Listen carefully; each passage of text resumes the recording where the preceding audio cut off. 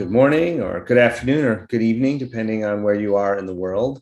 My name is Isaac Kato, and I'm the managing director of the Filecoin Techstars Accelerator. I'm a serial entrepreneur as well as a longtime investor. I have started 2 companies. I've run 3 of them. I've had 3 good exits.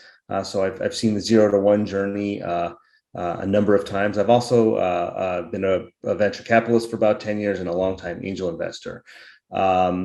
So I am super excited to announce that we are spinning up the brand new Filecoin Techstars Accelerator, which will run from March 21st through June 16th in 2022. If you don't know, Techstars is the global network that helps founders succeed, and ultimately we do it really, really well. Collectively, our founder alums have raised well over $15 billion. They include 15 unicorns and have a collective market cap of $52 billion. But notably, of the roughly 2,700 companies that have gone through our accelerators, 85% of them have either exited or are still in business. We really help our companies find success. And in the blockchain and decentralized crypto space, our alums include notable companies like Chain Analysis, TradingView, and Arweave.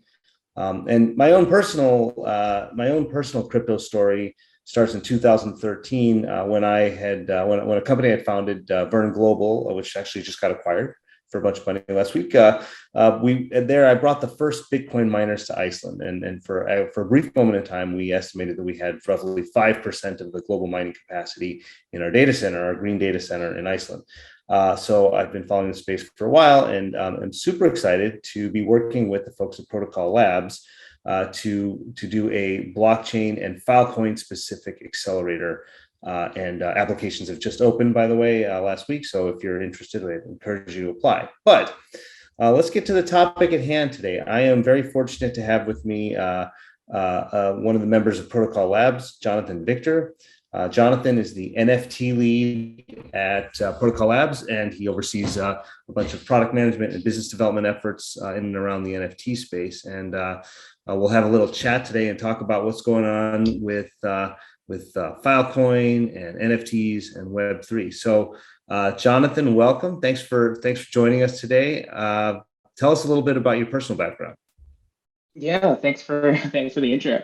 So I joined Protocol Labs a little over 2.5 years ago. Prior to Web3, I was working across a bunch of different industries. I worked in finance for a little bit. I worked for Palantir, which is a big data tech company. I ended up working across a bunch of different industries, just hopping around between oil and gas, airline manufacturing, airlines themselves, pharma, insurance, just started bouncing around trying to get as much experience as I could. Protocol Labs, I actually first heard of IPFS and Filecoin way back in 2016 during the first big Ethereum run-up.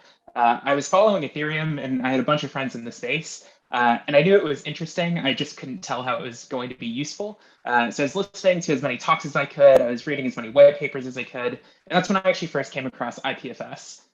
So while Ethereum took a little bit longer for me to truly wrap my head around, what are all the ways that this could be used, IPFS felt much more immediate and a lot more tangible to me. Why do we need to decentralize the internet? What would reimagining things in a peer-to-peer context actually enable? And that was sort of like the seed. And so since then, was following since 2016 up until 2019, hit a point in my career where it made sense, joined as what's called a startup operator. Really, it's just I wear a lot of different hats, bounced around from our research team, helping launch the Filecoin proofs in advance of the Filecoin launch, to hopping into our product team and helping out on our ecosystem team as well. That's the very quick version. Awesome. So I think many people here will have heard of Filecoin and IPFS and Protocol Labs, but may not kind of have a full sense of the awesome mission and effort and history of this incredible ecosystem. Could you give us a quick sort of rundown of how this all came to be and what was the driving mission? What was Juan's driving mission, and kind of give us at least a summary evolution of IPFS and Filecoin, and then kind of where things stand today? Yeah, that's a great question. So I think it's important for us to sort of frame the problem with how does the internet work today? When you or I are going to google.com, at the front of that, you'll see HTTPS. And that's actually saying, hey, I'm going to it's called location-based addressing, but really when you put in that URL, it's mapping to an IP address. You'll get bounced around, but you're going to a specific location to pick up that data. And when you think about how the internet was first originally thought of, it was actually designed to be much more peer-to-peer, but over time, certain trade-offs were made, and we ended up orienting around a more location-based model. And that's led to a lot of benefits. If you think of the evolution from Web 1 to Web 2, location-based models have enabled things like social media platforms to spring up. It allows for much more powerful cloud computing. But when you think of the trade-offs, although they're subtle, a lot of them end up being around power and where does it live? What sort of choices do you as an application developer have about porting away from one service provider? And the impetus for IPFS was really trying to reimagine how do we get back to a peer-to-peer internet? So the big twist of what IPFS does versus a normal standard location-based addressing is to instead index content and reference content by a fingerprint of the content itself. So unlike saying, if I'm trying to go to google.com, instead of typing in a URL that will resolve to some machine somewhere owned by Google, instead with IPFS, what you do is you request a specific fingerprint of a piece of data, and you just ask the network to say, hey, who has a copy of this thing? And so long as there's a pathway to that content, it'll get served back to you. And so that little twist is actually subtle, but super important because it enables a bunch of interesting properties. So you think about Puerto Rico. Puerto Rico got hit by a hurricane in 2017 or so. And there were news stories about Google having to try to fly satellite balloons to beam down 2G speeds in order to get content and get access back to the network. But when you think about it from first principles, it's kind of silly that you have all this infrastructure that lives locally, but because the content isn't actually located on the island itself, you have to have these bridges in order to pass information back and forth. In a peer-to-peer network, you have a completely severable network. So you could say, hey, I may lose connections to some of these peers, but I should still be able to operate with whatever is locally dialable. So that's important property number one. And when you start thinking about places that are what's the right term here? Maybe a little bit more restrictive. You think of India turning off the internet in Kashmir. Turkey has a ban on Wikipedia. China has the Great Firewall. When you start thinking from first principles, there's certain questions where you might start asking what should technology enable by default and what should be implicit in the architectural decisions. So as we were building IPFS, there was many sub problems that sort of come out of there. And the way that we design our protocols is we want things to be modular and reusable. Everything Protocol Labs builds is open source. And so when we're starting to build the networking stack, it became super obvious that peer-to-peer networking, while very important for IPFS, is useful in other contexts. So you look at ETH2, you look at Polkadot. These are other teams that could also use the same technology. So we broke out libp2p and made it its own protocol. And so the last component to this is maybe to quickly focus on Filecoin. IPFS offers a specific guarantee where if you have a piece of content that's already advertised on the network and someone else makes a request for it, so long as there's a pathway to it, that content can be served back. It solves this 1 to n problem that says, so long as there is between 1 and n copies of the data that you're looking for on the network, it should be servable back to you. It doesn't solve the 0 to 1 problem, which says, hey, how do I know this content even exists? Especially in a peer-to-peer network, you don't necessarily have the same guarantees. And so this is where Filecoin comes in at a protocol level. Filecoin is a peer-to-peer marketplace where you can contract someone to pay for storage. That provider has to put up some economic stake. They have to provide proofs that they're holding on to the data that, one, the unique data that you sent them, and two, the data is being preserved over time. And between those two proofs, you can actually get programmatic guarantees around the existence of that data. And we start thinking about how do you build these things to be truly autonomous. So if you want to be able to say, hey, I'm both going to enable this contract to store data, and I want to know that there's always at least 6 copies on the network and they're stored across different geographies, those proofs become really important to make sure that you're actually able to make those statements with some sort of knowledge. And then you can combine that with IPFS to say, if I know that I have different copies of this data that are distributed around the world, I can guarantee that I'm able to actually make this retrieval request and have someone be able to serve the content back. So really, all of these are sort of building as different layers of a part of the same overarching vision. Really, all of this really stems from the IPFS side, where it's when you do this content addressing, you start realizing there's 1,000 different layers to this onion that can be broken out and be reused elsewhere. And that's sort of how we got to IPFS and Filecoin as two complementary protocols that sort of help hand in hand. Yeah, amazing. Now, so obviously you start with the first principles of IPFS and Filecoin around decentralization and you go there, but when you start to pull on that thread from a very tangible and practical standpoint, there are some pretty major advantages that Filecoin and IPFS offer in storage around immutability, around some cost implications. Can you talk about some of the value prop that Filecoin offers people who are building decentralized apps or any kind of Web3 thing, tools, infrastructure, whatever, that they wouldn't get from a traditional sort of Amazon or Google storage cloud? Yeah, I think there's three properties that maybe I'll highlight. So the first is this notion of content addressability. As you sort of touched on, this also enables like immutable references. So if you want to reference a piece of content, there is a way of verifiably doing so, where even if you're a client, if you get back some content, you can check to see if it was the thing you actually thought you were asking for. So from that, that's like one very specific thing that actually has interesting implications when you start thinking about like CDNs and like better caching. So from a technical side, that can also improve performance. So mutability is like one important component. Important component number two is cost. Filecoin has 10 MB of storage. It's growing extremely rapidly. This is kind of the power of blockchains where you can create incentive mechanisms that can help create and incentivize actions that you sort of want to exist.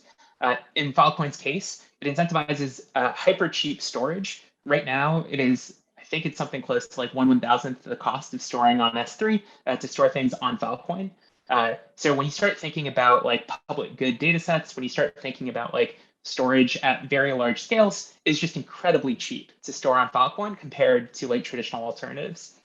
And then the last bit, which sort of goes hand in hand with this content addressability, is the portability side, where when you're using something like IPFS or you're building on Filecoin, everything in that market speaks the same language. Whether you store with one provider or in the future you decide to switch to another, your application doesn't need to change. Like you can still be referencing IPFS : your content ID.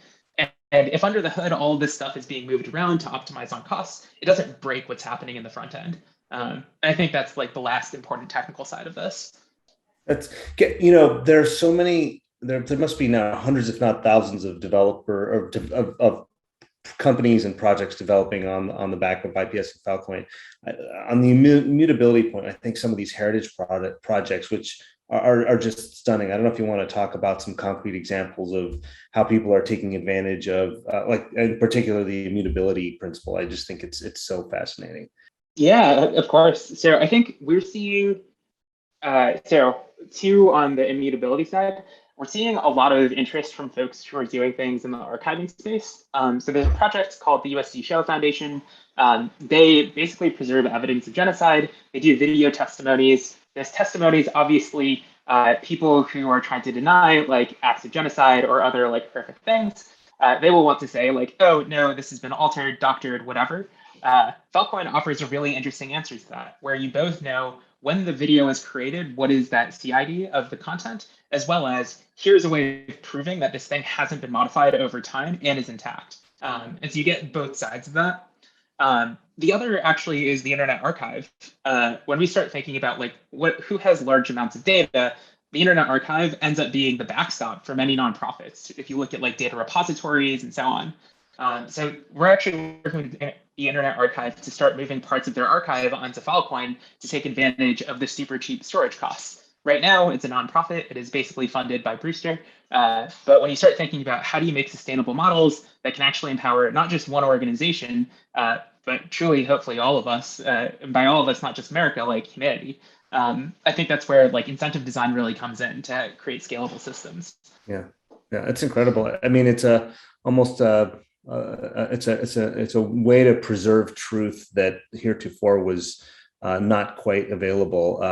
Always relied on a central authority, among other things. But some of the heritage preservation stuff that's going on Filecoin is really amazing. I encourage people to take a look at it. Okay, so well, we're here today to talk about NFTs. Everyone's talking about NFTs. It is quite the rage. I think most people here probably have a general sense of what an NFT is, but just in case, maybe Jonathan, you could give us a quick primer on what is a non-fungible token, and what are these things, and then maybe we can get into where you think it's headed. But what is it? What's an NFT? Great Why question. do I care? So an NFT are, well, technically they are two different standards that exist not just on Ethereum, but that's where they started, and they've been now replicated on many other blockchains. But it's really just a standard of creating a token and linking it to some additional metadata. So when you have an NFT, if you look at like on Etherscan or any of these blockchains, what you'll see is it's literally like a contract to mint a token plus some URL that points to some metadata that describes what that token actually should represent in the real world. That second piece of metadata could be anything. It could be an image, it could be a legal document, it could be an AR or VR asset. Literally, it can be anything. And so what's interesting is you've seen, especially in the last year, sort of like a huge explosion in the ways in which people have thought about how to use that very fundamental technology of creating an on-chain anchor to off-chain assets. So that's the very quick version. I think the cool applications that I think we've sort of seen, art was a really big one. And especially when you start thinking about digital artists and thinking about digital scarcity and how to do that in a real way. Blockchains have this unique property where there is a digital source of truth, which just doesn't exist in like the digital space unless you trust a specific institution, which of course then leads to difficulty about like how do you make that portable across different systems. So blockchains as this like public infrastructure, as this ledger of truth, enable digital scarcity, which enables all of these NFT use cases, including a whole class of art that just previously was not monetizable. I spoke with someone who happened to have a floppy disk that contains some digital art created by a very famous artist, and that artist's other work goes for like millions of dollars. But because it's digital art, that floppy disk, when he tried to auction it off like 5 years ago, no one would buy it because it just, I mean, yeah, it's like cool, but like, what's the value of digital art? And I think this year has been like the step change of like digital art has value. There is a way to create and support artists that are creating actual work because we have this provenance mechanism. The other interesting things that we're seeing inside of the NFT space, I think you're seeing many more utility NFTs. This idea that like, how do you better create like infrastructure for things like ticketing?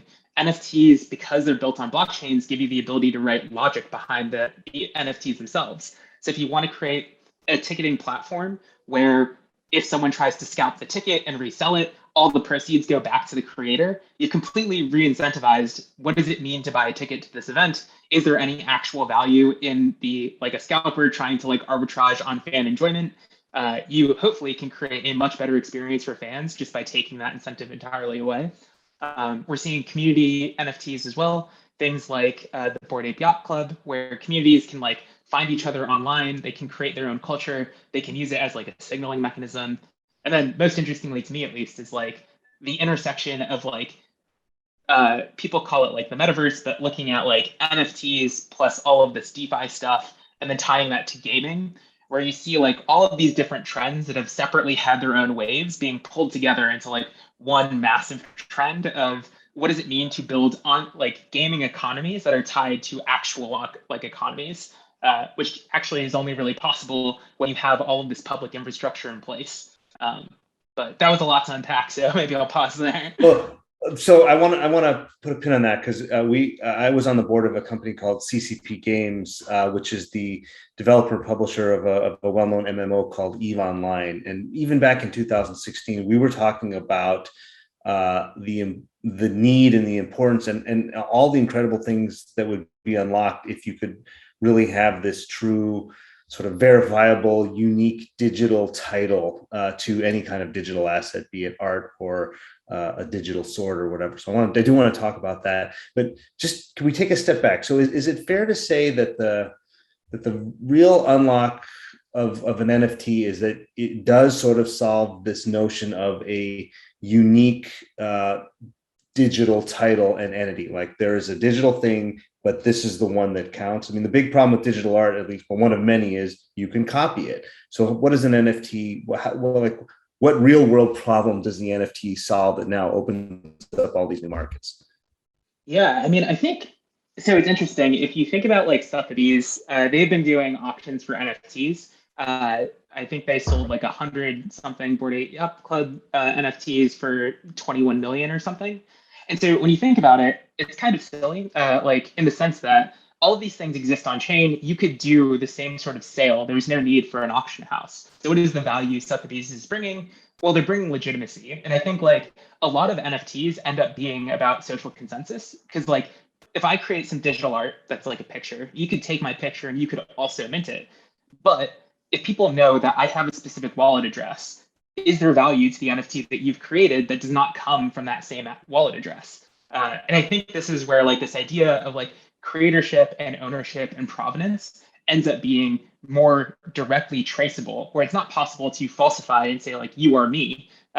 Like you could try, but I could easily use other social proof to show that like this is not a thing that you created. And so I think when we start thinking about like lineage and also even derivative works, because you have this public infrastructure that you can look at, if someone creates a derivative work and somehow that becomes much more popular, I know on TikTok that's like a big thing, especially for dancing. Like when you can show that the original actually came first from a different creator, there's a way of at least showing like who deserves like the spillover effect of like fame for actually being the social creator of this idea. So I think like this public this public database is such a powerful concept. Mostly because otherwise it's just like what is in our collective memory, and this provides us like the technical means to actually embed that in something that we can reference. Yeah, no, totally. And it does feel to me like we are in the absolute nascency of NFTs. Obviously, it's like ridiculously on fire right now, but I've also seen a fair amount of criticism that there are a lot of things that NFT, at least the current NFT infrastructures, maybe don't necessarily support when it comes to all of the things that fall under the general rubric of title. So certainly we have the verification and the authentication aspects of it, but there's a whole bunch of other things that often go with title around rights management. I have this thing right now, it just points to a space, but what can I do with it? Can I copy it? Can I go publish it and sell it? To your point about derivative works. So what else do you think, if anything, has to be built from an infrastructural standpoint? I probably see 2 pitches a day on people who are talking about improved NFT infrastructures. What do you think needs to be built to continue to make sure that this becomes robust and hardened and ultimately useful for the world in many different applications and realms? Yeah, that's a great question. I think to me, at least, the biggest challenge, and I think there's like many things that will break what currently is thought of in like how we think about rights. And like I think part of the magic of technology is like you have this white space and like laws will exist in like the real world. And so there is a question of like what should be like enforceable just through like our legal proceedings and what should be like enforceable on the blockchain. And so from that perspective, I think there are going to be challenges that I think it'll just have to be worked through. Where I don't know if you're Taylor Swift and like you technically signed away your music rights, like at some point in time, what does it mean for you to mint an NFT of an album? Like, do you have the right to do it? It won't be in any of the contracts because that wasn't a thing. So I think there's just going to be a lot of discussion about what does it mean and what is the value. I think what's interesting is NFTs, because they are from a purely like fundamental thing or like view, like worthless, like they are only valuable because we as a society ascribe them value. Because I believe that because Taylor Swift autographed this thing digitally, that this thing matters. There is this question about, yeah, like even if you stole someone else's art, like can you dictate other people don't value or like, yeah, if she were to sign her own music, like can Universal or whoever like dictate that people don't buy this thing? There's a question, and is it like a new work? So I think there's definitely going to be hard things there. The parts that I would focus on though is I think it also unlocks a lot from the perspective of like artists and being able to like more directly engage with fans and more directly like show or like get support from fans.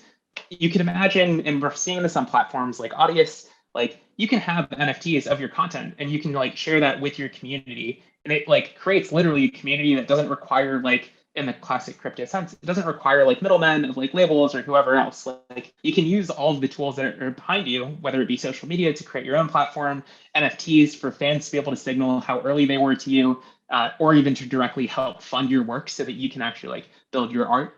I think I view NFTs as a much more like community management tool. And so I personally am like happy with the fact that there's currently not a ton of like very rigid rules, because I don't think we've seen all the experimentation and ways in which NFTs will be used. Like a very concrete thing, you could imagine someone issuing an NFT as like a ticket, and that ticket, like NFT ticket, could be used as like a backstage pass. Like in the future, like, do you want to resell that? Do you want to show that you actually were at some specific concert, like early in someone's career? I think there's like a bunch of questions about like who owns what and like what can be NFTified and like where there are other potential concerns. But I think a lot of this ends up circling back to when the technology itself doesn't enforce like a very rigid view of like how monetization should work and all of this other stuff. It really comes down to like a less extractionary, like if you want to and support these people, you are like voluntarily like committing capital to do that. And can NFTs hold any value? Because people question, like, it's a JPEG. Like, why would you pay money for that?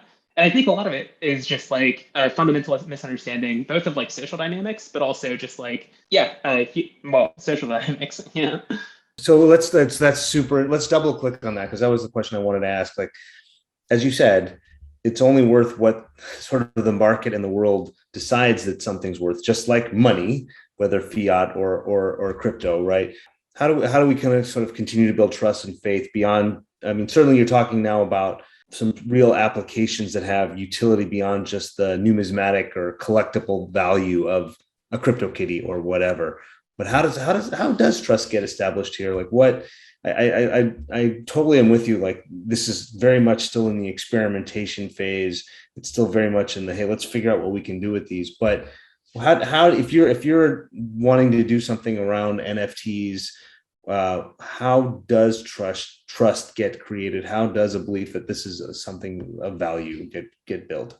My observations, at least, are it comes from a couple things. So one is I think some tie to like there's this notion in crypto of like everything should sort of be like pseudonymous, but I think this idea that you can tie it to some entity, whether it be your actual like personal identity, whether it be like a digital pseudonymous like version of yourself.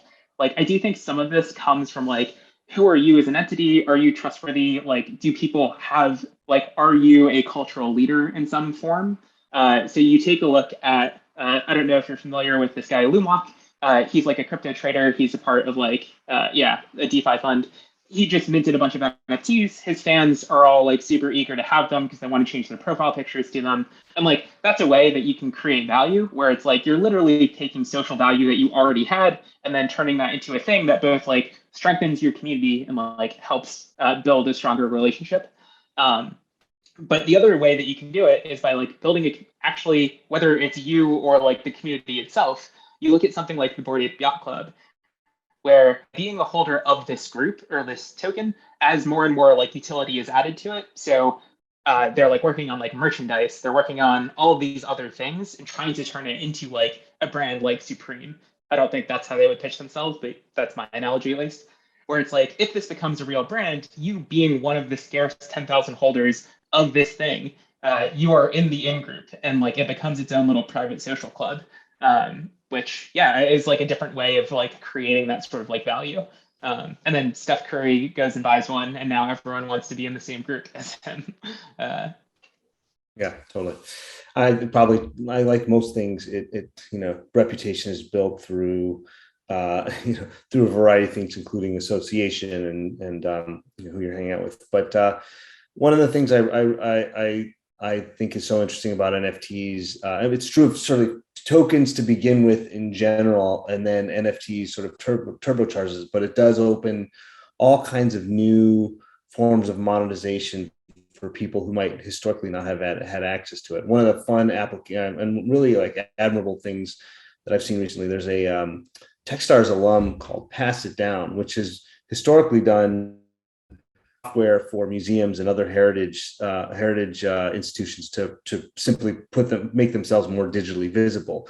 But they're now adding a whole NFT infrastructure and platform, which will allow these institutions to hopefully thrive and frankly get into a better financial position than they have been historically. Something like 35% of museums are financially strapped, and it's only gotten worse during COVID. So I'm really sort of encouraged by all the new sort of ways of compensating and remunerating and bringing sort of financial stability to people that didn't heretofore exist. I don't know if there are any other examples like that you've come across, but I mean, one of the cool things, just like charity NFTs in general, I think is just such a fascinating way where like, even just as like a very direct funding model, I've seen a bunch of folks who are trying to do innovations between like NFTs and DeFi, where like there's a DeFi protocol called Charged Particles, which allows you to load money into an NFT. That money can be like lent out to generate interest, and that interest can be used to like pay the charity or whoever. But then with the NFT, like both you have like a bond of like this cash where like if you want to send the NFT back, you can get back your principal, or you can just like hold on to the NFT and use it as a thing to just like showcase your support for this group. But like when you think about it from a funding side, it's just creating these like little revenue streams that add up over time, which is super cool. Of like, how do you basically allow anyone in the truly crypto way, like be your own bank, doing like banking type services in order to generate like donation revenue for these charities. Yeah, it's awesome. So then let's put on our let's pull out our crystal balls here. I think you've already started to allude to some of it, but look 5 to 10 years out, and there's a lot more infrastructure around NFTs in terms of making them more powerful, providing more sort of utility and application around them. What does the world look like? And I guess I'm thinking specifically, if you open the funnel more broadly to Web3 in general, what does the world look like in terms of all the cool things that start to become enabled? Yeah. So I see, well, I'll give you two. So in the sports arena, I think two things that seem extremely reasonable and like highly likely to me is this idea of like NFTs as just like attendance and like proving fandom. So like whether you go to an event and like the ticket is like a proof of attendance, whether it be like, I don't know, you go to like a local club or whatever else, I think having these events, which can signify your like fandom for a thing, seems like something that as we increasingly see more and more people go online will become more important. Like if you, and it also makes sense from the perspective of like teams, like if you're the Mavericks and you want to like reward your biggest fans, like how do you know who your biggest fans are? Like NFTs might actually be a really reasonable way of being able to figure out that sort of question. Where there's like a metric of like, here's literally they show up for every game for the last 40 years. Yeah, that's probably in the same way that like a frequent flyer program may reward those like highest flyers, you might want to do the same for those fans. I also think for like streaming, like when you start thinking about like, how do you get more people to participate and engage? Like you could reward people who aren't even in the game for like watching the game live. You can imagine like an NBA Top Shot type thing where literally when I was in college, I went to Duke.